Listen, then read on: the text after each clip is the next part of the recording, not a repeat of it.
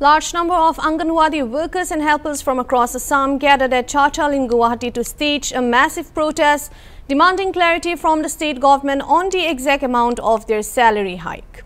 Finance Minister Ajanta Nyok announced that Anganwadi workers during the state budget session on March 10, 2025, the government has not yet specified the amount, prompting workers to come together in protest.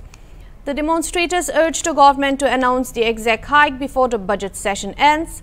They have previously staged multiple protests regarding their wage and working conditions, but their demands remain unmet. Indira Newar, Secretary of the Assam State's Anganwadi Workers and Helpers Association, highlighted the financial hardships faced by the workers. She further stated that while government has discussed this issue in the Vidhan Sabha and proposed a salary increase for October 1, the workers are demanding a clear declaration on the exact amount during the ongoing budget session. The protesters have vowed to continue their agitation until their demands are met. Anganwadi जो कर रहे हैं अपने काम से बच्चों का जो देखभाल कर रहे हैं उसके लिए कुछ तो मानदेय बढ़ाना चाहिए।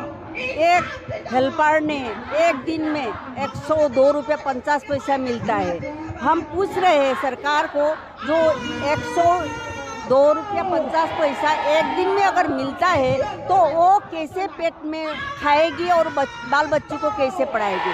इसीलिए जो सरकार ने जो बताया है तो तुम लोग काम करो। आंगनबाड़ी के काम के बिना BLO NRC पोलियो हम लोग काम करते हैं, उसके लिए कुछ तो मानदेय बढ़ाओ। जो ये बजट चल रहा बजट में हम लोग ने बताया है, इस बजट में ही आप बोलिए।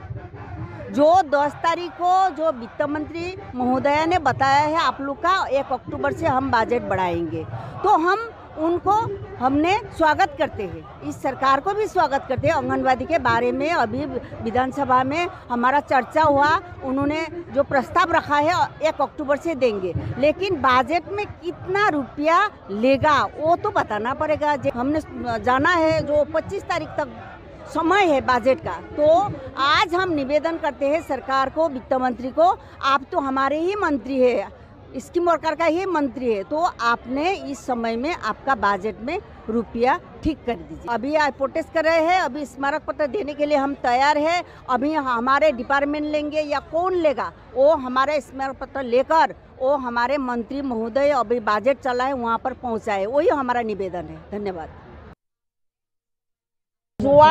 10 तारिखे जितु बाजेट घोषणा करिले बाजेटर धन आबंटन करा नाय, किन्तु अक्टोबरर 1 तारिखर परा आमार हेनु माननी बृद्धि करिब। किमान দিব কি কথা হেতু ধন আবণ্টন কৰা নাই।